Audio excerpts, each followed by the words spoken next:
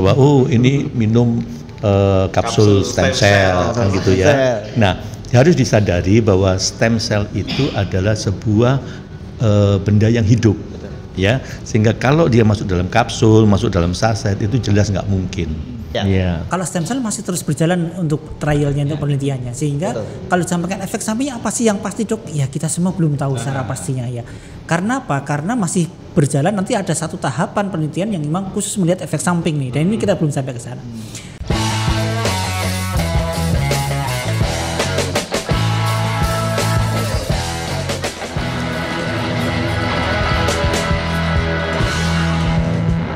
Selamat pagi, selamat siang, selamat sore dan menjelang malam.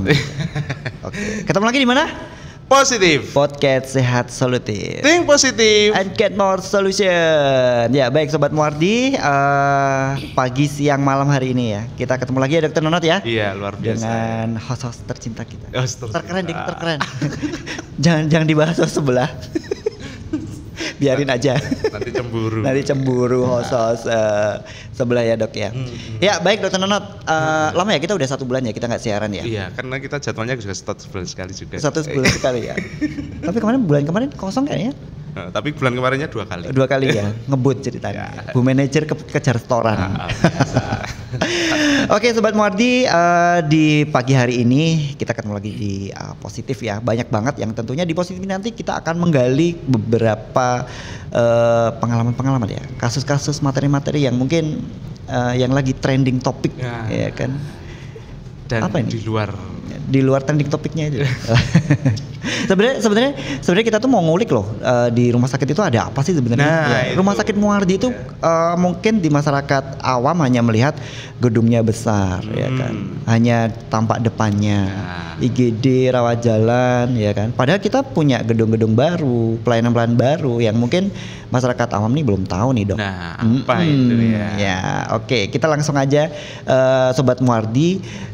Baru minggu kemarin ya, bulan ini beberapa minggu yang lalu dok, kita itu baru diresmikan beberapa gedung dan pelayanan loh. Oh iya, ikut nggak? Enggak. Diresmikan sama Pak Gubernur Provinsi Jawa Timur. Oh iya. Pak Ganjar Iya Pranowo. karena itu ada pengawasan jadi ya orang-orang tertentu saja yang tertentu aja ya. Ya enggak juga sih. Iya, kemarin itu kita baru diresmikan itu satu. Ini ada gedung nuklir. Bom. Ya, bukan. Untuk pelayanan onkologi terpadu. Keren ya.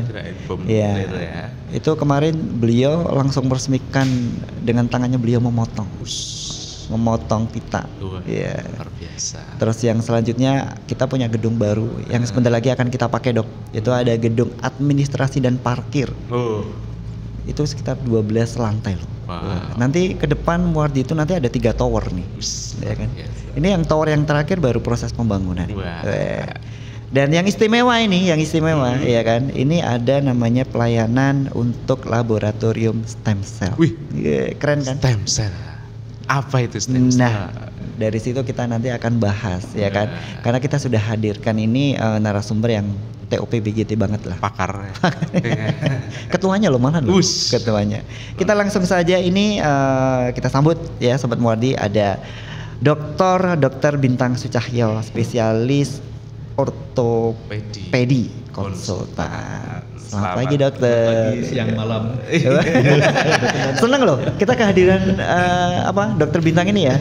Karena beliau itu waktunya luar biasa. Wah, ini sangat sulit kalau menghadirkan beliau ini. Pasti kalau misalnya ditelepon dok, posisi dok, wonten pundi kita mau sowan. Oka, pasti kebanyakan di Oka. Nah ini beliau hadir saat ini tuh istimewa sekali. Okanya nanti pindah sini. Okanya pindah sini.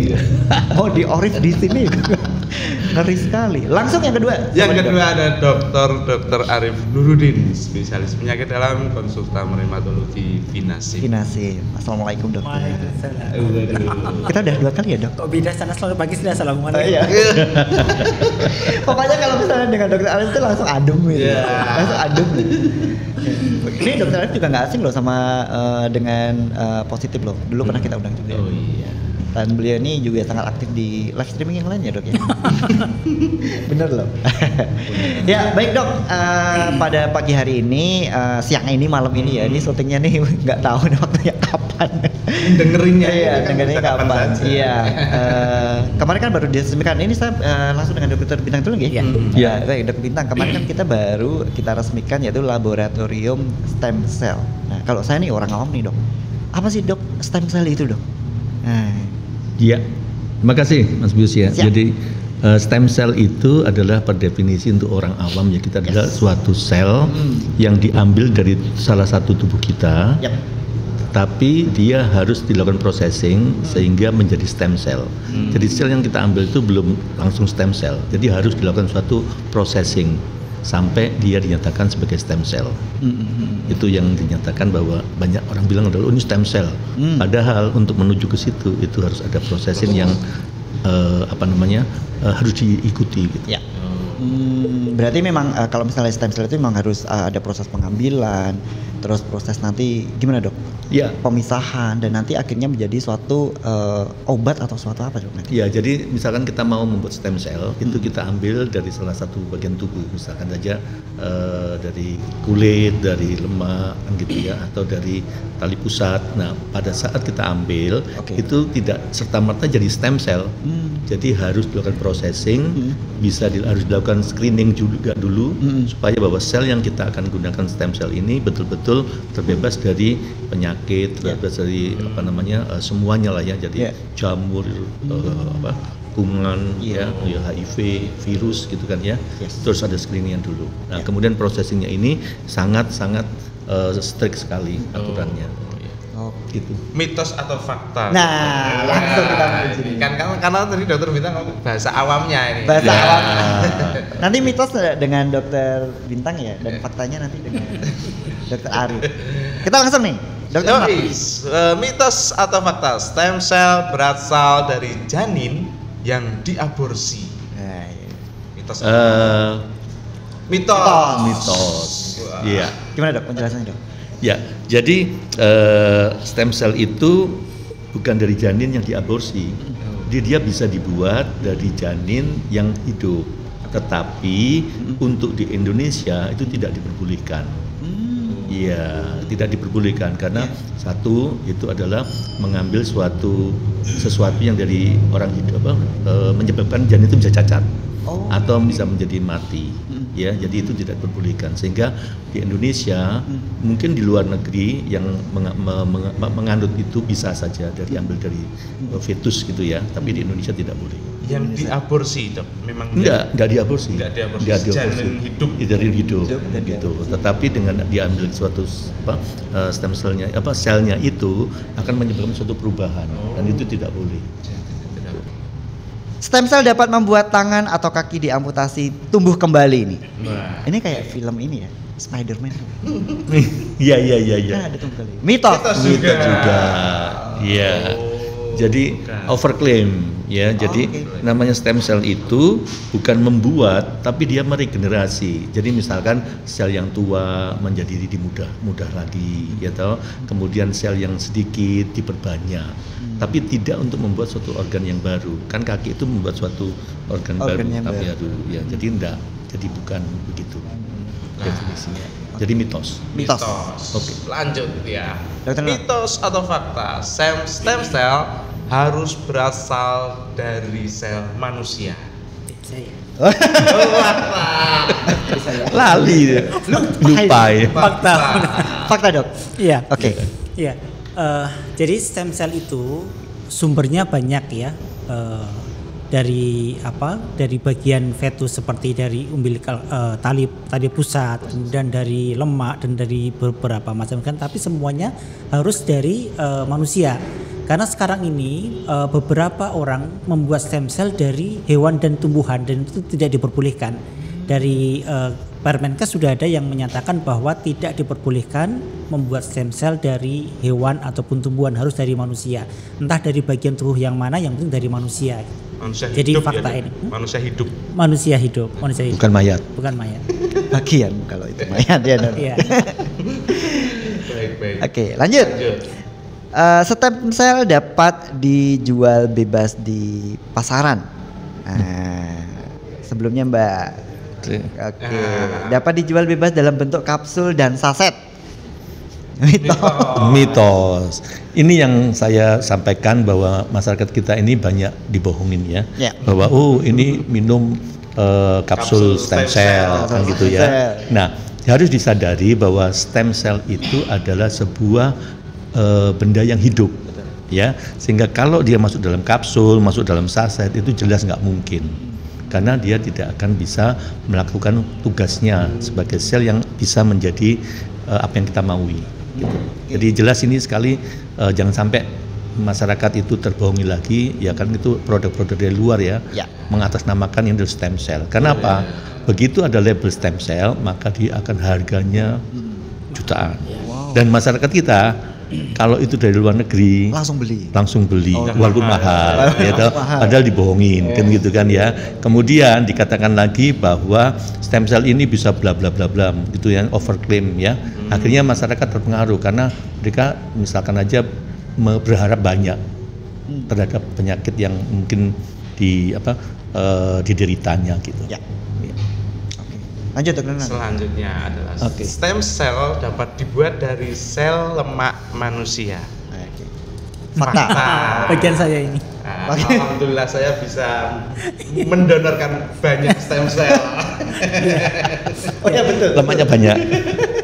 Jadi saya sudah sampaikan bahwa stem cell itu bisa dibuat dari banyak sekali sel di tubuh manusia ya, sumbernya itu banyak. Bisa dari sel lemak, bisa dari sel tali pusat misalnya, bisa dari sel di sumsum tulang misalnya. Jadi ada banyak sekali ya, dari kulit dan lain sebagainya. Tetapi sekali lagi bahwa tadi disampaikan sama Dokter Bintang harus melalui sebuah proses. Proses itu proses nanti ada proses untuk pembuatan, proses untuk culturing di kultur, proses pemisahan dan lain sebagainya, sehingga benar-benar dipastikan bahwa itu adalah stem cell. Jangan sampai sel yang lain ini. Jadi benar-benar stem cell dan sudah terbebas dari bahan-bahan yang memang akan potensial merusak tubuh manusia. Tidak ada infeksinya, kemudian tidak ada zat-zat toksiknya ya. Sehingga sudah benar-benar yakin baik, kemudian genetikanya juga baik. Menyambung dengan pertanyaan tadi saya sebelumnya bahwa kalau sampai dari selnya bukan dari manusia, sel hewan, dia kan genetiknya genetik hewan ini Pak. Kalau dimasukkan terus gimana nanti di manusia ya? Sehingga benar-benar harus dibuat persiapan yang sangat ketat untuk ini. Dan sel lemak ini merupakan salah satu pilihan sekarang ini ya, karena sel lemak itu bisa dilakukan liposuction sehingga sekaligus menguruskan sekaligus dipakai buat pengobatan kan selnya itu. Kemudian yang kedua memang tidak meminta dari orang lain. Kalau itu kan kalau dari plasenta kan kebanyakan minta dari orang lain ya, dari orang yang melahirkan gitu. Kalau lemak kan bisa diambil dari diri sendiri sehingga diproses kemudian bisa dimasukkan lagi dalam bentuk stem cell. Jadi bahwa sebetulnya stem cell itu ada pada setiap organ pada tubuh manusia itu punya stem cell Pak. Tetapi memang beberapa tidak efektif, tidak aktif, sehingga perlu ada sebuah stimulasi dari luar, perlu ada sebuah diferensiasi dari luar, sehingga perlu dibuat stem cell lain yang kemudian dimasukkan ke dalam tubuh kita. Jadi seperti itu. Jadi dia melakukan suatu inisiasi ke tempat-tempat yang kita tuju.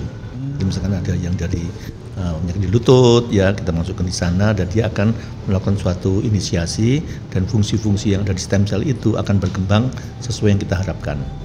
Jadi seperti kayak regenerasi gitu Dok. Ya, regenerasi jadi sebetulnya tubuh kita itu ketika Allah menciptakan manusia itu dibekali dengan sel yang fungsinya untuk tumbuh menjadi organ tertentu dan sel yang untuk merepair, meregenerasi, untuk memperbaiki. Seperti misalnya kalau kita keiris pisau nih, kenapa sih bisa nutup baik lagi? Karena salah satu peran dari stem cell juga gitu. Jadi setiap organ punya stem cell sebetulnya, cuman tidak semuanya efektif, tidak semuanya dia aktif selnya. Jadi perlu ada sebuah rangsangan stimulasi dari luar dengan stem cell luar ini gitu. Jadi seperti itu stem cell sebetulnya. Luar biasa sekali ya. Baru selanjutnya ini ya. Kok jadi serius Mas? Makanya serius sambil belajar ini. Sambil mikir. Tambah bingung nih nanya gitu ya. Lanjut Dok. Stem cell dapat membuat cloning manusia, Dokter Bintang. Mitos, ya. Jadi sampai sekarang itu untuk manusia itu belum dinyatakan bahwa kita bisa melakukan cloning dari stem cell. Statement itu harus dipastikan sehingga masyarakat nggak bingung gitu kan ya. Karena kalau cloning itu kan suatu hal yang sampai saat ini masih pada hewan coba, itu ya. Dan pada manusia mungkin belum diperbolehkan apalagi di Indonesia ya. Gitu. Cuman ada di film kalau boleh itu. Di film. Film perang. Beda ya, cuman ada di film ya. Jadi saya menambahkan. Boleh. Jadi kan stem cell itu berdasarkan fungsinya itu kan nanti ada embryonic stem cell yang dia bisa berubah menjadi satu organ ya, satu individu itu malah. Yeah. Kemudian ada yang ada stem cell yang dari dari dewasa, dari tubuh orang dewasa dan lain sebagainya. Nah, yang bisa dibikin cloning ini secara teori itu adalah yang dari embryonic stem cell karena dia akan bisa berubah jadi apapun dalam tubuh kita gitu ya. Karena embryonic itu kalau kita sperma sama ovum bertemu, maka pertama kali yang jadi memang stem cell yang embryonic ini. Yang dia berfungsi bisa jadi manusia utuh kan gitu. Secara teori seperti itu. Sehingga pernah ya Dok ada cloning hewan ya yang Dolly the sheep, sudah pernah dengar ya Dolly the sheep, domba yang dulu di cloning itu. Di Inggris. Itu memang embryonic stem cell yang dibikin. Jadi bisa jadi domba yang utuh dan hidup selama kurang lebih 6 tahun tuh. Kemudian dia dombanya mati dengan sebab yang tidak jelas. Kemudian itu mulai heboh orang nih, wah berarti stem cell bisa untuk cloning nih gitu kan. Tapi untuk di manusia tidak diperbolehkan dan memang saya kok punya keyakinan mungkin tidak bisa ya Dok, karena ada sesuatu yang kita berbeda nih dengan hewan. Dengan hewan. Dokter Nono jadi ya makanya tidak diperbolehkan cloning itu dengan embryonic stem cell itu ya, karena nanti bisa membuat orang semuanya sendiri nanti kan jadi hukum alamnya menjadi kacau ini kalau. Oh iya. Iya betul juga. Produksi manusia seperti saya nanti Pak. Kayak Mas Bius Kapen. Nah makanya itu. Oke Dok, lanjut. Iya. Stem cell harganya mahal. Fakta kalau ya. Fakta. Ya. Tetapi perlu dijelaskan Mas Yus, nanti seorang pada nggak mau stem cell ini. Iya. Oke. Betul. Jadi stem cell ini kalau untuk pengobatan memang kalau menggunakan sel itu cukup mahal ya, karena perlu disampaikan harganya ya Dok ya, sekitar kurang lebih Rp3,5 per sel ya harganya ya kalau yang di, tapi ini pun nanti akan mengalami perubahan terus ya. Jadi Rp3 per sel. Padahal dosisnya itu 1 juta sel per kilogram berat badan. Hitung sendiri. Jadi kalau berat badan 50 kg itu sekitar 150 juta sekali masuk. Kali jadi 3,5 cukup mahal. tadi. Saya mahal, kalau dokter bintang ya enggak tahu saya. Oh itu kecil itu. Ya, sehingga sekarang ini orang mulai berpikir ada nggak sih stem cell yang murah gitu. Maka di Rumah Sakit Muwardi ini kami mencoba untuk meneliti apakah produk-produk stem cell itu bisa kita pakai buat pengobatan karena relatif dia lebih murah harganya. Jadi stem cell itu, Dr. Nonot, ketika kita mengkultur sel ya, maka sel tadi akan mengeluarkan cairan yang kita sebut dengan sekretum. Ternyata kandungan sekretum ini yang disinyalir akan bisa membuat pengobatannya itu menjadi berlangsung gitu. Selnya itu berdiferensiasi, tapi di dalam kandungan cairannya ini dia mengandung anti radang, anti inflamasi, ada anti apoptosis, ada menyeimbangkan sistem imun, kemudian ada exosome itu untuk berkomunikasi antar sel. Jadi sekretum ini sangat lengkap sekali, sehingga kami mencoba nih di Rumah Sakit Muwardi saya dengan Dokter Bintang dan beberapa teman yang lain mencoba meneliti apakah sekretum ini memiliki efek untuk pengobatan juga selain stem cell-nya gitu. Ternyata efeknya luar biasa. Di Dokter Bintang sudah mencoba untuk pasien osteoartritis dan beberapa yang lain dan hasilnya sih potensial sangat bagus. Kami sudah mencobakan di pasien autoimun Dokter Nonot. Ada SLE, RA, Sjogren syndrome, ini sudah kami lakukan penelitian di hewan, hasilnya sangat luar biasa. Ada 12 parameter yang kami lakukan pengecekan, semuanya baik. Kemudian kami sudah tingkatkan ke clinical trial, ke uji klinis ke manusia. Dokter Bintang juga sudah ini untuk osteoartritisnya sedang berjalan sampai saat ini. Untuk SLE sudah selesai, untuk RA sama Sjogren masih dalam proses. Tapi untuk SLE ini hasilnya luar biasa.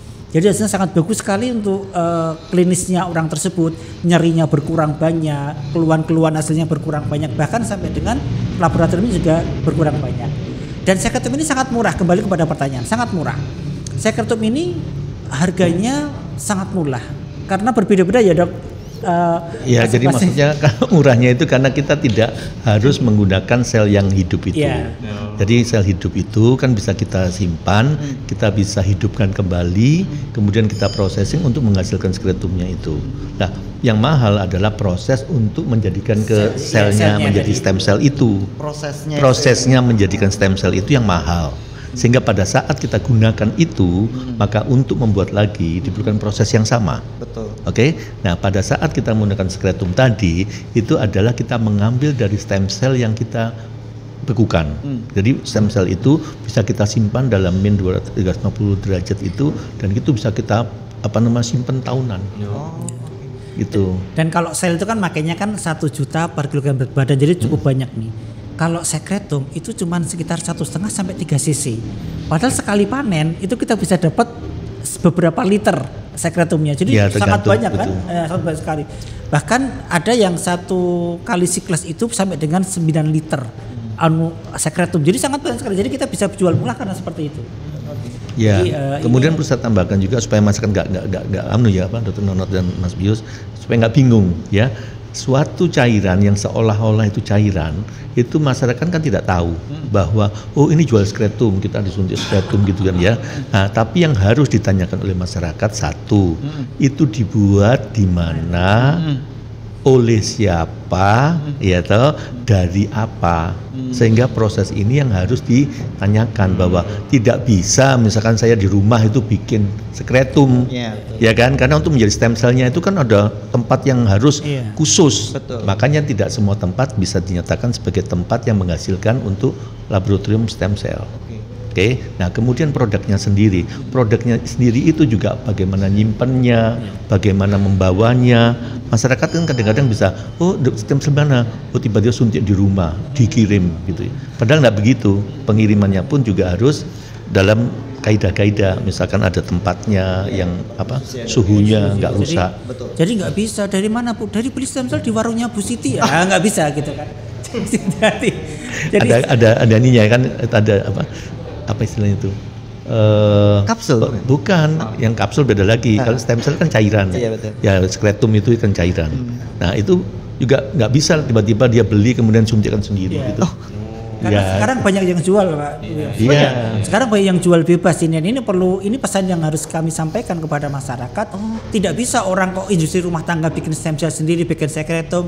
Sekarang bikin stem cell, besok bikin tahu goreng. Ini kan jadi nggak bisa. Jadi mesti harus di tempat yang memang memiliki sertifikat ya, GMP sama CPOB ini harus penting sekali. Jadi yang GMP itu bahasa Indonesianya adalah suatu tempat atau gedung yang memang sudah mendapatkan sertifikasi dari pemerintah, dalam hal ini adalah Kementerian Kesehatan, bahwa gedung ini sudah mempunyai kaidah-kaidah untuk produksi stem cell. Oke. Nah, yang namanya CPOB adalah bahwa gedung itu sudah mengikuti kaidah untuk buat stem cell, kemudian memproduksinya apakah sudah begitu, apakah alatnya sudah benar, itu kan ya, kemudian sistemnya juga sudah benar, itu ada aturannya. Kenapa stem cell itu bukan tricky ya, sangat-sangat strict, sangat strict. Karena apa? Itu barang hidup. Iya, karena sel hidup gitu. Jadi dan ketika memasukkan itu kan kita mesti lihat dia bebas nggak dari bakteri-bakteri, bebas nggak dari toksin-toksin, bebas tidak dari genetik, ini yang sangat penting nih. Kalau yang dimasukkan ternyata itu stem cell orang yang punya tumor, ya sudah dia seakan-akan memasukkan tumor kan ke dalam tubuhnya, karena ini genetiknya itu genetik orang yang bagaimana dia masuk gitu, makanya yang harus diperhatikan betul. Ya, dan ini waktu pandemi ya. Pandemi itu mewadi kebetulan kami Dr. Arif juga dan beberapa teman itu menjadi tempat di mana pelaksanaan pelayanan berbasis penelitian untuk COVID dengan stem cell. Dan itu pun selnya harus diperlakukan dengan baik. Karena kalau enggak, sel itu bisa menjadi bumerang buat kita. Karena pada saat kita masukkan, selnya ternyata mati. Nah, pada saat mati itu, dia akan clamping. Clamping itu menggumpal. Menggumpal, masuk dalam pembuluh darah, masuk ke jantung, bisa emboli.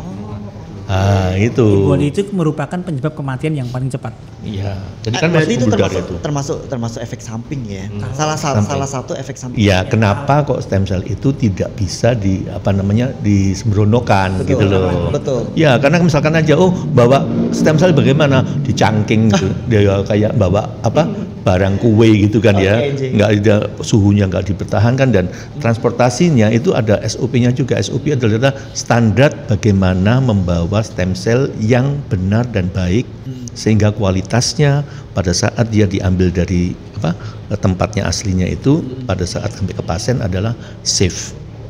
adalah sangat kondisinya tetap baik, tidak ada yang mati. Kalau sebenarnya dok, prosesnya dokter, mungkin kan bertanya-tanya ini tadi mungkin tempat ya, terus dari tempat, terus dari pengambilan sel hingga menjadi bisa digunakan untuk terapi, itu ada beberapa tahap apa saja dokter? Iya, jadi sekarang ini kan Dr. Arif ya, yang banyak suatu bukan penyesatan adalah stem cell itu bisa selesai dalam 1 hari atau dalam 3 jam. Nah itu menjerumuskan. Itu bukan stem cell, karena stem cell itu adalah processingnya itu sampai saat ini belum ada dinyatakan bahwa dalam hitungan jam selesai. Karena untuk menjadikan sel itu sesuai yang kita kita harapkan, itu ada namanya suatu penggandaan, ya, confluence. Artinya bahwa sel itu pada saat pertama kali dirubah itu dia masih berkembang biak. Tapi pada saat dia sudah menetap, itulah dinyatakan bahwa dia sudah dalam kondisi yang stabil. Untuk menjadi stabil itu butuh waktu 1 bulan. Dari sel proses pengambilan. Proses itu baru 1 jam. Iya. Biasanya kalau yang dari diri kita sendiri gitu ya, itu ambil processing. Nanti kita panen baru bisa diberikan kepada pasien itu 1 bulan. Itu yang dari diri kita sendiri. Tapi kalau yang dari orang lain yang alograf namanya adalah kita sama Dr. Arif. Misalkan kita ada sakit gitu, ada banknya, kemudian alograf. Itu adalah dari manusia lain. Itu kita bisa. Tapi juga begitu, tanya produknya ini bikinnya bagaimana, atas siapa, itu harus ada. Dan itu karena sel hidup, maka teman-teman ini atau masyarakat jangan sampai tertipu. Gak ada yang 1 jam atau 3 jam itu. Ya. Jadi kalau secara gampangannya begini, tadi kan tahap-tahap untuk pembuatan stem cell ya. Jadi kita misalnya mengambil dari tali pusat nih. Jadi sekitar 10 cm lah tali pusat kita minta dari orang yang memang melahirkan ya. Kemudian kita minta tali pusat ini nanti akan dilakukan pengecekan genetik dan lain-lainnya nih. Apakah screening tali pusat ini ya. Sudah bagus cukup untuk menjadi sumber untuk pembuatan stem cell ya. Genetiknya baik, tidak ada virusnya dan segala macam ya. Dan 10 cm ini kemudian kita iris-iris kecil sekali. Dicacah-cacah kecil, dihancurkan. Kemudian ditanam di sebuah namanya plate gelas ya, plate lah, untuk kultur ditanam di situ. Kemudian setelah ditanam kemudian diinkubasi, kemudian setelah beberapa minggu diambil, dia akan tumbuh semua sel yang ada di situ, tumbuh semua, ada sel stem, ada sel fibroblast, ada sel semua tumbuh semua. Kemudian kita pilih yang stem cell mana, dipilih kemudian dipisahkan ke plate yang lain, dikultur lagi, diperbanyak dengan menggunakan media tentunya ya dok. Kemudian dikultur banyak, nanti dia akan tumbuh stem cell yang bermiliar, triliunan sel ya dok ya, triliunan sel akan tumbuh di situ semua. Jutaan ya. Kemudian setelah tumbuh itu, baru ketika tumbuh itu dia mengeluarkan cairan juga nih, yang kita sebut dengan sekretum itu kan. Karena sekretum itu fungsinya buat apa? Buat mensupport selnya biar dia bisa tumbuh gitu. Makanannya sel ya di sekretum itu gitu. Nah, maka ini yang kemudian kita ambil, kalau kita mau pakai sel ya diambil selnya, kalau kita mau pakai sekretnya menggunakan sekretumnya itu. Kurang lebih gampangan seperti itu, walaupun sesungguhnya sangat ribet tapi gampangannya seperti itu. Ya, supaya nggak bingung ya. Tapi yang harus digarisbawahi adalah bahwa tidak bisa serta-merta stem cell itu hari ini kita butuh, berarti kita bisa kasih. Kan ada prosesnya panjang tadi. Iya, kalau yang dari diri kita sendiri, tapi kalau dari orang lain itu ada bisa simpan, kita tinggal istilahnya di towing. Towing itu adalah dicairkan karena dalam bentuk beku supaya dia bisa tahan disimpan lama.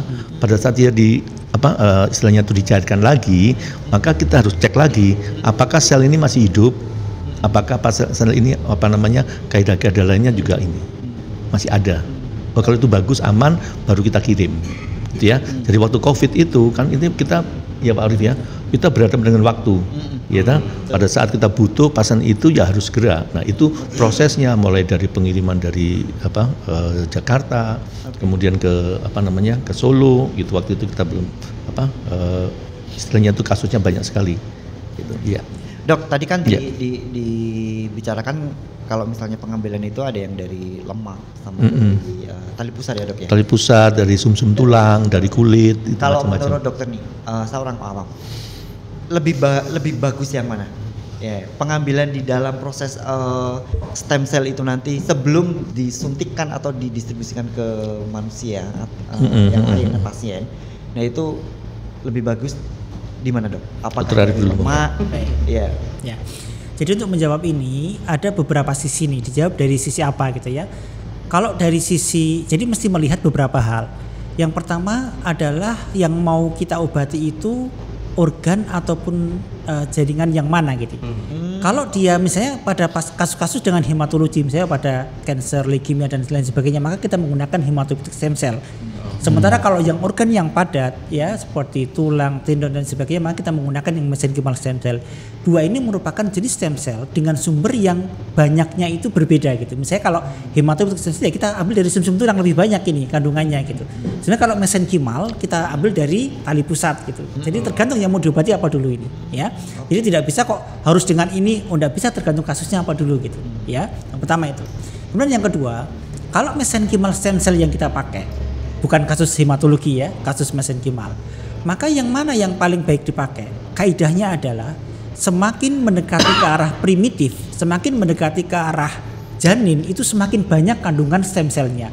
Kan yang paling banyak kan di embrional, di fetus. Jadi ketika kandungan masih dalam dalam kandungan, itu kalau menggugurkan kandungan kemudian diambil itu paling banyak stem cell-nya. Tapi kan tidak boleh, Pak. Maka kita menggunakan diurut sampai tempat yang paling dekat dan paling boleh. Maka yang paling boleh adalah plasenta, tali pusat ataupun dengan berbagai macam variasinya. Ada amnionnya, ada umbilical cord-nya, ada Wharton jelly-nya, ada macam-macam itu, Pak. Jadi tali pusat ini disinyalir merupakan organ yang paling banyak kandungan stem cell, terutama mesenchymal stem cell dibandingkan dengan adult yang ada dari lemak dan lain sebagainya. Saya ada namanya therapeutic index, itu memang ada ya. Mana yang paling tinggi therapeutic indexnya ya tali pusat gitu dibandingkan dengan yang lain. Ya. Saya tambahkan juga bahwa tali pusat itu adalah sesuatu yang dibuang. Ya kan, sekarang kan melahirkan, ya kan, habis dipotong itu kan nanti kalau orang Jawa dibuang, ditanam gitu kan ya. Betul, nah ya kan, nah itu daripada itu kita bisa manfaatkan. Bisa manfaatkan ya. Cuman processingnya inilah yang tadi saya katakan adalah suatu proses panjang dan mahal. Betul. Untuk menjadi seperti itu. Tetapi ketersediaan untuk membuat suatu untuk penyakit itu kan kita harus punya penyimpanannya. Betul. Ya kan, nah pada saat itu kita katakan adalah sumber itu adalah berasal dari donor lain. Tapi kalau misalkan ada seseorang mau kita ambil, saya mau dari diri saya sendiri aja, maka dia akan membayar processing itu untuk dirinya sendiri. Makanya ada namanya adalah stem cell yang diambil dari dirinya sendiri, dan itu tidak bisa serta-merta saat itu, 1 bulan paling tidak. Ingatkan tadi ya, nggak ada yang 3 jam gitu. Iya, ada yang mengatakan seperti itu. Nah itu bukan. Jadi contohnya itu adalah yang namanya PRP. PRP itu adalah suatu cairan yang diambil dari darah kita, kemudian dilakukan suatu pemutaran di sentrifuge gitu, kemudian akan berbeda bahwa sel darahnya itu kalau setelah diputar kita itu yang berat akan ke bawah. Kan ya, nah, kemudian cairannya yang di luar, yang di atas yang bening itu yang diambil. Nah itu bisa dijual seolah-olah stem cell. Dan itu padahal bukan stem cell. Padahal bukan stem cell. Sekarang banyak seperti itu Mas Yus. Gitu masyarakat gitu, aku dapat suntik stem cell. Padahal iya, PRP. Padahal PRP. Iya. Jadi ini yang mesti diuruskan. Biasa maksudnya. Jadi stem cell nggak begitu gitu loh. Jadi ini yang perlu saya sampaikan bahwa dengan pemahaman masyarakat semakin pintar, maka dia akan bertanya tadi saya katakan tadi, dibuat di mana, ya kan? Ya betul. Di mana itu? Ditanya gitu. di mana, laboratoriumnya di mana gitu ya. Iya. Oke, Dokter Bintang lanjut nih. Untuk cara kerja stem cell, Dok, misalnya di kasusnya Dokter Bintang nih, ada kasus misalnya operasi ORIF. Nah itu proses pekerjaannya apakah mungkin karena penyembuhan lama disuntik dengan stem cell itu nanti penyembuhan menjadi cepat atau bagaimana, Dok? Cara kerjanya, Dok? Betul. Jadi stem cell itu kan punya macam-macam ya fungsinya. Dia sebagai anti inflamasi untuk radang. Kemudian dia bisa regenerasi, membuat selnya lebih banyak. Kemudian dia mempunyai istilahnya itu yang mati-mati itu diganti, ya kan? Nah, pada saat itu kita berikan, kalau di ortopedi kebetulan saya kan bidang untuk patah tulang yang ada defeknya itu kan ya, itu bisa kita gunakan di combine. Jadi pada saat kita menggunakan menanamkan tulang yang istilahnya itu tulang dari lain gitu ya, kemudian kita berikan stem cell. Itu membuat dia menjadi lebih, dan itu sudah ada penelitiannya. Kemudian untuk lutut itu OA itu ya, Dok? Untuk OA itu juga bisa kita lakukan regenerasi untuk cartilage-nya.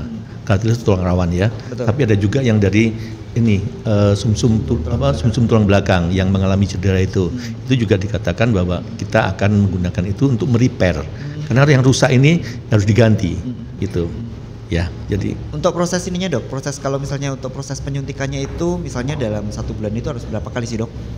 Ya itu tiap penyakit berbeda-beda. Nah sampai saat ini kita ingin menemukan formula bahwa penyakit osteoartritis itu ya itu ada berapa. Nah itu adalah makanya sekarang adalah stem cell itu adalah pelayanan berbasis penelitian. Jadi tidak boleh seseorang mengklaim bahwa ini pasti sembuh dengan ini karena itu belum dinyatakan. Betul. Jadi kita mencari bentuk seperti COVID kemarin kita dipaksa untuk memberikan suatu terapi. Mana yang paling bagus, 1 kali dosis banyak ataukah bisa menjadi beberapa kali. Betul. Nah, tapi ternyata dengan COVID itu pada saat kritis itu kita diberi pemerintah kesempatan untuk tidak ada choice gunakan stem cell dan alhamdulillah hasilnya baik. Ya, efek samping dokter. Saya mungkin sedikit menambahkan ya buat teman-teman yang di autoimun ini. Nah, karena banyak juga yang menanyakan ya autoimun seperti apa gitu.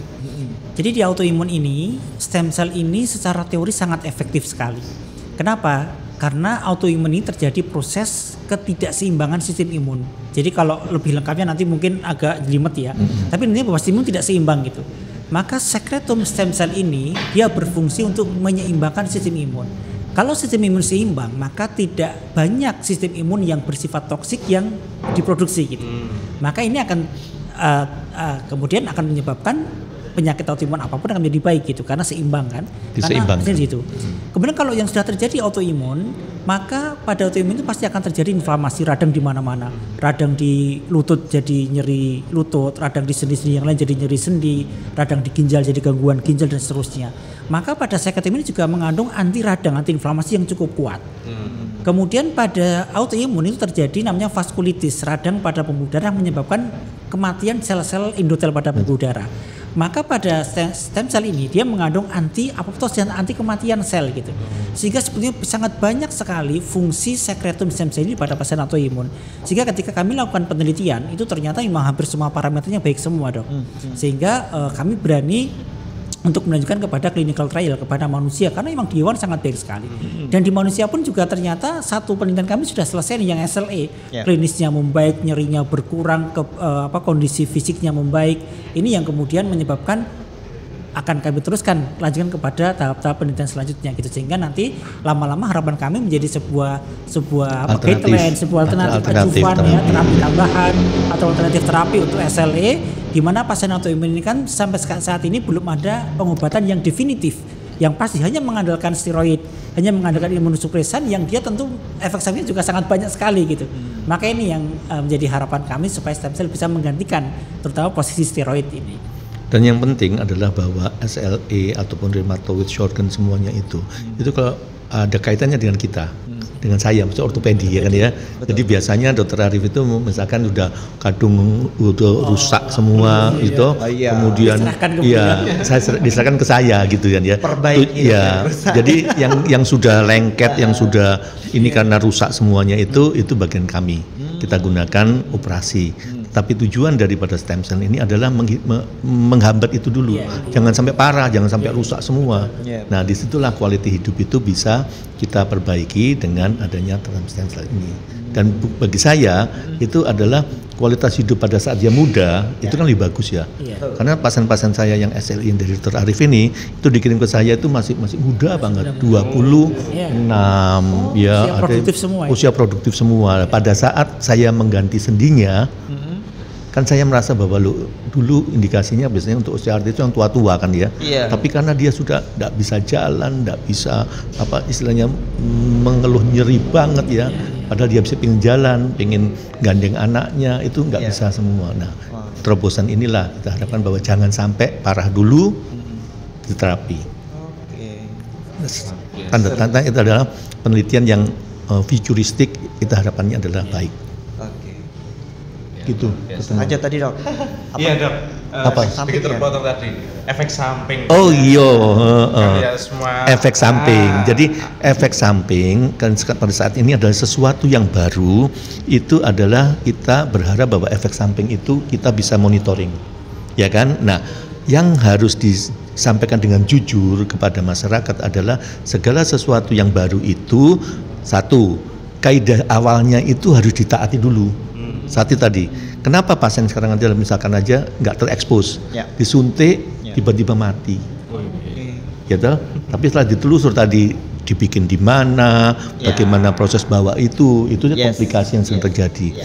Kemudian dikatakan stem cell ini sampai saat ini dalam tanda petik adalah bahwa dia karsinogenesis di dalam kedokterannya. Tetapi yang faktanya masyarakat itu biasanya begini, disuntik ngerasanya sehat, seolah-olah tumornya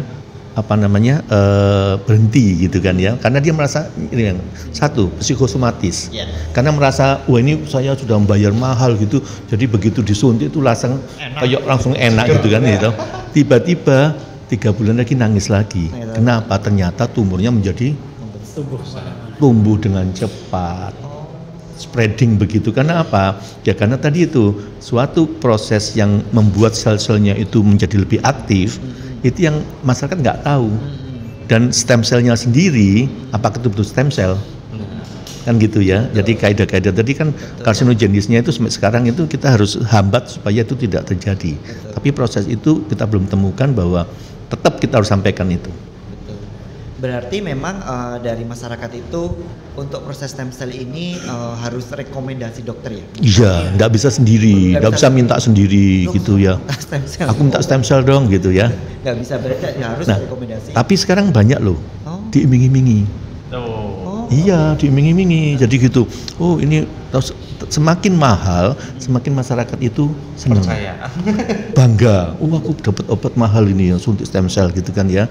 Terus saya tanya, saya didengar aja gitu ya. Tapi kan saya tidak judgement. Tapi alangkah baiknya masyarakat itu kritis, ya kan? Dari mana sih? Nggak mungkin kan itu suatu cairan kemudian dia muncul dengan sendirinya. Nah, tapi mungkin perlu disampaikan juga ya. Kemudian masyarakat menjadi takut sekali, waduh stem cell kok ngeri banget. Ya. Yang jelas gini, kalau di obat-obatan itu kan mereka menjual sudah dengan indikasi, kontraindikasi dan efek samping itu. Kalau stem cell masih terus berjalan untuk trialnya, untuk penelitiannya, sehingga kalau disampaikan efek sampingnya apa sih yang pasti dok? Ya kita semua belum tahu secara pastinya ya. Karena apa? Karena masih berjalan, nanti ada satu tahapan penelitian yang memang khusus melihat efek samping nih, dan ini kita belum sampai ke sana. Nah, kalau seperti saya akan sampaikan bahwa selama ini memang pasien-pasien yang saya berikan sekretum ya, bukan sel, sekretumnya di rumah sakit Muadi ini, belum ada satupun yang melaporkan efek samping ke saya. Artinya saya belum bisa menemukan ya efek sampingnya apa gitu kan. Belum pernah ada yang melaporkan. Berbeda dengan sel ya, kalau sel mungkin sudah di tempat lain. Yang saya katakan tadi sel ya. Kalau sekretum ini sampai sekarang yang belum ada yang melaporkan, sehingga kami masih belum bisa mendata nih efek sampingnya apa sih, belum sampai sekarang belum tahu. Jadi ini yang perlu disampaikan. Apakah berarti aman? Ya belum tentu juga kan, kita belum tahu dok. Jadi ini yang mesti disampaikan kepada masyarakat seperti itu. Jadi yang mungkin masyarakat awam itu harus tahu bahwa stem cell itu adalah sel. Sekretum adalah produksi daripada sel itu. Sehingga ini adalah bebas sel. Sehingga pada saat dia masuk ke dalam pembuluh darah kita ini kan cairan. Kalau dia sekretum maka dia akan langsung melakukan suatu sama. Tapi kalau sel, kalau dia misalkan aja ini produknya bagus gitu ya, tapi bawanya nggak bagus, ya kan, dibawa dicangking gitu aja pakai tas gitu, kemudian langsung rusak dia. Jadi sel itu akhirnya yang baik produksinya, tapi ternyata menjadi bumerang karena transportasinya yang tidak baik, yaitu yang harus transportasinya. Packingnya bagus, tapi transportasinya nggak bagus, jadi rusak. Bisa juga produksinya bagus, packagingnya nggak bagus. Nah, makanya hal seperti itu yang harus menjadi perhatian. Ya, berarti mau nggak mau harus melakukannya di Rumah Sakit Dr. Muardi ya. Karena kan kita sudah tersedia laboratoriumnya, ya kan, sudah tersedia alatnya. Nah, di saat itu saya pengen nanya nih sama Dokter Bintang sama Dokter Arif, karena kita sudah mempunyai alat-alat yang lengkap, ya kan. Kemarin habis diresmikan sama Pak Gubernur Jawa Tengah. Nah itu apakah diakui sama pemerintah, Dok? Ya, jadi pengakuan itu ada dua. Kan tadi suatu produksi harus tempatnya dulu, nah, kemudian alatnya, kan gitu. Nah, hal yang kita lakukan ini adalah satu, pada saat COVID itu kita diakui pemerintah sebagai rumah sakit, diaturannya adalah minimal tipe B, ya kan? Minimal tipe B. Nah, kita tipe A. Kemudian harus ada orang yang kompeten, saya, Dr. Arif itu karena memang berkecimpung di stem cell dan doktoral programnya itu di stem cell. Jadi itu menjadi salah satu aset bahwa Rumah Sakit Muwardi itu punya orang yang berkompeten, ya kan? Kemudian tadi izin dari pemerintah, kita dapat izin untuk melaksanakan itu, ya. Nah, kemudian untuk labnya kita yang baru ini itu ada suatu proses juga bahwa pada saat kita membuat tidak serta-merta langsung jadi, ada training, ada istilahnya itu trial, 1 kali produknya bagus enggak, 2 kali dan 3 kali dinyatakan bagus running. Kita pada tahap itu. Iya. Ya mungkin hampir sama ya. Yang dulu kita pernah ngundang untuk bayi tabung, ingat nggak? Iya. Nah, infertilitas itu juga ternyata mereka juga harus trial dulu. Akhirnya sampai saat ini kita udah berhasil kan. Mungkin perjalanannya stem cell dari Dr. Muwardi akan seperti itu, Dok. Iya, nggak bisa sekaligus gitu ya langsung. Bisa sekaligus jadi gitu ya, Dok. Ya. Harus melalui trial. Dan perlu disampaikan bahwa laboratorium kami belum jadi loh, Dok. Yang kemarin diresmikan adalah pelayanannya, bahwa kami sudah bisa melakukan pelayanan berbasis penelitian untuk stem cell dan produk metabolitnya gitu. Sehingga nanti jangan Muwardi sudah punya laboratorium, sampai sekarang belum jadi nih. Gedungnya sudah ya, Dok, tetapi alatnya belum datang. Komplit. Belum komplit. Jadi insya Allah ini sudah secara bertahap sudah mulai berdatangan katanya alatnya. Jadi sampai saat ini kalau laboratoriumnya belum ready, tapi untuk pelayanannya sudah gitu ya. Yang paling penting itu biar tidak menjadi pembohongan bias gitu ya, pembohongan publik. Jadi gini, di Indonesia itu sudah ada laboratorium yang diakui pemerintah untuk memproduksi. Pada saat kita COVID kemarin itu Muwardi adalah menjadi tempat untuk uji klinisnya, di mana kompeten orang-orangnya ini dikumpulkan semua. Ambil produknya adalah mengambil dari suatu tempat yang memang legal. Legal yang tadi itu gedungnya bagus, kemudian produknya juga sudah CPOB. Iya. Selain Muwardi, Dokter Bintang, mungkin ada di rumah sakit yang pernah melakukan stem cell nggak? Kalau yang sudah diakui ini memang yang awal adalah dari RSCM. Oh, RSCM. Kemudian Sutomo. Itu yang Surabaya. Iya. Dan mudah-mudahan Muwardi yang ketiga. Muwardi yang ketiga ya. Yang pemerintah ya maksudnya. Oke, kan RSCM punya pemerintah. Kalau Sutomo kan RSUD punya provinsi. Kita adalah ketiga. Insyaallah. Iya. Di Jawa Barat, Jawa Timur, kita Jawa Tengah satu-satunya. Tapi ada yang anunya Muwardi. Apanya, Dok? Bagusnya. Waduh. Artinya adalah bahwa yang kita produksi adalah closed system. Oh, closed system. Closed system berbeda yang lain. Oh, ya, apa itu closed system? Closed system adalah bahwa semuanya itu dilakukan by machine. Jadi tidak pakai campur tangan manusia. Jadi kita itu hanya kontaminasinya lebih kecil gitu. Cuman ini tadi saya katakan adalah trial kita bagaimana pertama, kedua dan tiga, mudah-mudahan mulus semua. Amin ya. Tapi yang jelas adalah closed system itu. Karena kita cukup bangga, bangganya kenapa? Tadi saya baru dengar ternyata satunya di RSCM. RSCM pasti karena punya pemerintah. Yang satunya adalah dari vertikal. Ya vertikal kan. Dari Jawa Timur. Jawa Timur. Nah, Jawa Timur pada sama kita. Oh, sama Bintang. Punyanya gubernur. Oh, punya gubernurnya. Iya, dan ya. Oke. Ya provinsi maksudnya. Nah ini, Dok, bagaimana sih bila ada masyarakat atau pasien yang berminat dengan layanan ini? Nah, ya, jadi seperti yang saya katakan tadi adalah monggo untuk bertemu dengan kami, yaitu di Poli Cendana, gitu ya. VIP ya, Dok ya? Ya, untuk karena ini terus terang nggak di cover BPJS. Yeah. Oh, nggak apa-apa, Dok?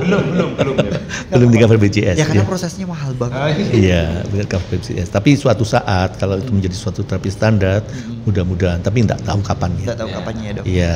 Jadi kalau misalkan penyakitnya tentang tulang, datang ke saya, tentang atau imun ke Dr. Arif, gitu ya.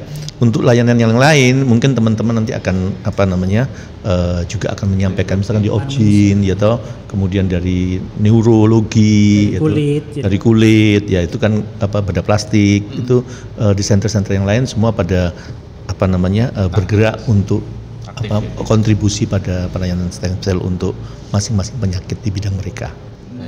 Dan satu hal, jangan percaya kalau ada yang menyatakan bahwa stem cell itu bisa ngobatin semuanya.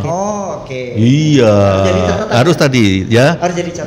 Jangan sampai merasa bahwa dengan sama ngobatin penyakit semua. Kemudian yang ngobatin itu juga harus sesuai dengan kompetensinya. Betul. Jadi tolong masyarakat kalau mau berobat, aku sakit tulang atau tentang anggota gerak, ya ke ortopedi. Betul. Kemudian kalau tentang penyakit dalam ke dokter Arif. Tidak ada seseorang, misalkan seorang dokter itu mengakui bahwa saya bisa ngobati penyakit dokter Arif. Oh iya. Ya kan, saya ortopedi, saya mau ngambil diabetes, ya kan tidak boleh, jauh gitu kan. Kemudian orang bedah saraf, misalkan gitu, ngobatin yang punyanya orto gitu ya. Orto atau bukan untuk penyakitnya kulit gitu kan, ya kan, atau penyakitnya anak. Sekarang banyak dok, jadi banyak dokter itu yang mengobati semua penyakit gitu dengan stem cell gitu. Ini kan jelas sudah menyalahi kode etik, itu kan nggak boleh gitu. Iya. Yang apalagi bukan dokter mengobati semua penyakit dokter. Terus ada lagi yang saya ingin ingatkan ya. Karena apa? Ketidaktahuan masyarakat kita ini menjadi salah satu dalam tanda petik itu adalah titik lemah. Ya. Sehingga saya katakan adalah pelayanan stem cell itu apabila yang dimasukkan ke pembuluh darah itu tidak boleh di klinik. Di klinik harus di rumah sakit. Rumah sakitnya dikatakan adalah tipe B. Minimal tipe B. Karena apa? Kemudian katakan tadi, bila mana terjadi sesuatu yang emergensi, seperti tadi ternyata di luar kemampuan kita, ternyata dia clamping, gumpal. Pada saat di rumah sakit yang tipe C misalkan begitu, tidak ada semua peralatan bukan peralatannya, orang-orang yang berkompeten untuk itu, misalkan anestesinya khusus yang bagaimana, kan itu harus ready semuanya. Jadi bukan apa-apa, ini adalah untuk menyelamatkan pasien supaya tidak salah. Itu yang perlu saya sampaikan adalah bahwa jangan sampai kita istilahnya itu karena tanda petik suatu promosi, kemudian kita menggampangkan, ya, karena begitu terjadi maka yang rugi kita sendiri karena kematian. Artinya adalah bukan salah stem cell-nya, tapi karena diterabas rambu-rambunya, maka stem cell-nya yang menjadi seolah-olah yang komplikasi gitu loh. Jadi stem cell-nya baik sebenarnya, tapi kalau dilakukan di tempat yang benar, tepat, itu. Mungkin Dokter Arif nambahin. Ya, jadi yang paling penting bahwa semua pengobatan itu harus berdasarkan kalau kami namakan evidence base. Jadi ada bukti-bukti ilmiah yang mendukung bahwa itu memang bisa untuk penyakit tertentu gitu. Jadi kalau untuk penyakit yang memang belum pernah ada penelitiannya, ya kita tidak bisa sembarangan langsung berikan gitu kan. Ini kaidah ilmiah seperti itu. Beda dengan orang-orang yang memang tidak ilmiah, semuanya bisa dengan stem cell, nah ini yang tidak boleh gitu. Jadi silakan datang kepada kami para dokter yang memang kami akan lakukan secara ilmiah. Jadi kita akan menghindari hal-hal yang tidak ilmiah lah ya. Jadi harus ada evidence base-nya, ada penelitiannya, baru kami berani memberikan stem cell. Dan juga mungkin saya tambahkan juga. Jadi kemarin saya sempat ke Taiwan, ya. Bagaimana di sana ada suatu universitas yang memang bergerak dalam stem cell khusus. Jadi stem cell dan regenerative medicine, Universities of, jadi khusus. Jadi dia adalah merupakan tempat di mana yang muda-muda atau siapa saja yang mau mengambil riset tentang itu dibiayai. Sangat-sangat wow gitu ya. Sedangkan kita mau penelitian itu kita biaya sendiri. Iya, biaya sendiri. Dia mencari 3 tahun mau ngasih. Silakan kalau yang dari Indonesia mau monggo. Dan hebatnya adalah bahwa apabila ada suatu penyakit yang belum tadi setelah dikatakan adalah belum diteliti dengan baik, maka pemerintah membolehkan bahwa ini menjadi suatu proses uji klinis, tetapi pasien harus diberitahu. Kita harus memberitahukan bahwa ini masuk dalam uji klinis gitu loh. Dan pasien boleh bayar.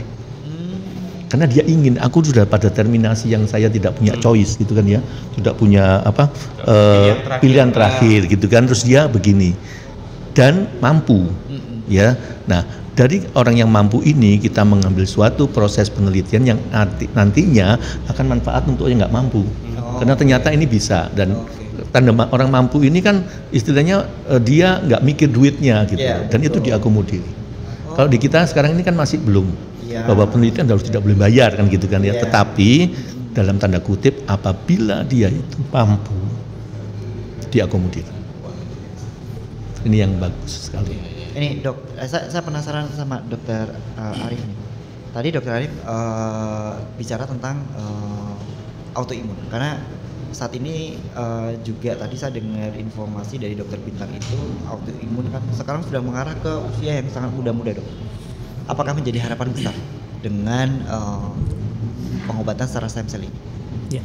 Jadi autoimun itu malah yang diserang malah yang muda. Jadi autoimun itu kebanyakan memang usia muda, usia produktif. Kenapa? Karena saat produktif itu kalau pada wanita dia masih mengandung hormon estrogen yang cukup tinggi, dan estrogen merupakan salah satu pemicu dari flare up-nya autoimun gitu. Sehingga malah paling banyak yang usia muda gitu ya. Dan belum ada pengobatan yang definitif yang pasti gitu. Semuanya hanya mengandalkan steroid. Dan kita tahu steroid itu kan efek sampingnya sangat banyak ya. Sangat banyak sekali, ada keropos tulang, ada gangguan namanya Cushing syndrome, ada perdarahan lambung dan seterusnya. Kemudian selain itu juga ada obat-obatan imunosupresan yang dia juga efek sampingnya juga sangat banyak gitu. Maka kami berusaha mencari, para ahli berusaha mencari ini, ada nggak sih obat pengganti ini gitu. Dan kemudian salah satu harapan jatuh pada stem cell. Karena stem cell ini ternyata kandungannya itu sangat lengkap gitu. Sekretum stem cell itu sangat lengkap kandungannya gitu. Jadi kandungan imunosupresan ada, kandungan seperti steroid ada, kandungan seperti anti apoptosis ada, kandungan seperti anti inflamasi ada. Jadi sangat lengkap sekali. Maka ini menjadi satu harapan yang sangat menjanjikan buat pasien-pasien autoimun. Kandungan yang menyeimbang sistem imun juga ada gitu. Mestinya kalau orang itu memberikan obat sampai dengan 10 macam itu ada semua di Sekretum gitu. Secara teori seperti itu ya. Walaupun nanti efektivitas mesti harus berdasarkan penelitian ya. Sehingga ini merupakan sebuah harapan yang sangat dinantikan sebetulnya. Sehingga nanti kalau penelitian kami ini sudah berhasil pada satu tahap, kami akan naik kepada tahap berikutnya sampai lama-lama menjadi sebuah obat yang memang direkomendasikan secara nasional maupun internasional. Iya. Wow. Saya nambahin ya. Boleh ya. Silakan. Jadi ini kan untuk masyarakat awam, ya. Marilah kita bersama-sama menjadi masyarakat yang istilahnya itu kritis, ya. Jangan terbuai oleh statement yang sifatnya adalah testimoni. Ya, testimoni itu biasanya kan gitu. Ya, jadi iming-iming, oh ini langsung bisa sembuh, ini begituan, langsung oh saya coba begitu kan ya. Betul. Jadi jangan menjadikan diri kita itu adalah merupakan akibat dari iming-iming tadi. Seolah-olah ini menjanjikan banyak. Kalau ada sesuatu menjanjikan banyak, itu harus kita tanya tadi bukti-buktinya apa. Bertanyalah yang jelas, sehingga jangan sampai masyarakat ini sudah ribuan kali, ya misalnya bukan ribuan kali maksudnya ratusan juta kalau dihitung itu ternyata dia malah mendapatkan hal yang tidak sesuai dengan keinginannya, tapi hanya karena tadi bombastisnya tadi ya. Kemudian ada tadi misalkan ada kapsul, kan banyak itu di Shopee, di Tokped itu ya, ada apa namanya, kapsul stem cell. Iya, mengandung stem cell gitu. Ada dari stem cell apa yang kan yang enak itu ikan salmon. Nah, kan dari dari stem cell dari salmon. Dari stem cell kan gitu kan, nah itu ya. Ternyata itu adalah cuma vitamin. Ya, jadi izinnya BPOM itu vitamin ternyata. Tapi begitu dia sudah lolos, dirubah menjadi stem cell, dan harganya masyarakat kita itu kalau murah nggak mau beli. Bikinlah yang mahal. Bikin yang mahal malah jadi beli. Malah jadi beli gitu. Kemudian iming-iming juga janji-janji gitu ya. Jadi wise apa namanya, masyarakat yang wise, yang bijaksana, dan masyarakat yang cerdas. Harapannya begitu. Makasih. Siap. Ya, baik Dokter Nonot. Wah, seru ya teman-teman. Luar biasa sekali. Karena ini saya juga belajar banyak. Iya, sama juga. Gitu. Sambil mikir ya. Kedepannya mikir. Ya, betul Dok. Pasti kedepannya harapan kita tuh Rumah Sakit Dr. Muhammad itu bisa, pelayanan ini bisa berjalan ya Dok ya. Tidak menunggu lama, karena tadi informasinya kan alatnya juga sudah mulai berdatangan semuanya untuk kelengkapan di laboratoriumnya. Kita juga sudah mempunyai, Sobat Muhammad, kita sudah mempunyai dokter yang mempunyai kompetensi, kewenangan klinis, sudah lengkap kap banget. Kurang apa coba ya? Tinggal green light aja ya, lampu hijau jalan terus. Ya, tunggu waktu aja. Tentu saja ini sangat diharapkan dan ditunggu oleh masyarakat di luar sana, dokter. Insya Allah. Ya, mudah-mudahan kita bisa memberikan yang terbaik ya. Alternatif pelayanan kesehatan yang mungkin lebih baik ya, lebih baik lagi. Ya. Oke, berarti Sobat Muardi dengan demikian berarti selesai sudah untuk sesi kali ini ya. Jangan lupa nanti Sobat Muardi selalu dengerin di Positif Podcast Sehat Solutif. Think positive and get more solution. Dari saya cukup sekian. Tentu saja saya mengucapkan banyak terima kasih. Terima kasih Mas Bill. Terima kasih banyak ya. Senang bisa gabung. Dan mudah-mudahan nanti banyak yang like. Next ya dok ya. Banyak yang like. Kemudian next ada lagi gitu ya. Karena stem cell ini satu. Dokter aja ya. Itu banyak yang bingung. Apalagi awam ya. Apalagi awam. Karena apa? Itu tidak semua bidang saat ini sudah semuanya tuh ada. Jadi bagaimana untuk di bidang mereka masing-masing itu mereka mengeksplor. Ya betul. Ya baik, terima kasih Sobat Muardi. Tentu saja kami menunggu untuk Sobat Muardi bisa subscribe, like dan komen aja ya. Dan Positif hadir di Spotify dan YouTube ya. Dan live streamingnya di Instagram di Muardi selalu akses, semuanya ada pokoknya. Dr. Muardi. Iya, pokoknya jangan lupa selalu tunggu di materi-materi berikutnya yang akan lebih seru lagi. Dari saya cukup sekian ya. Wassalamualaikum warahmatullahi wabarakatuh. Waalaikumsalam warahmatullahi wabarakatuh.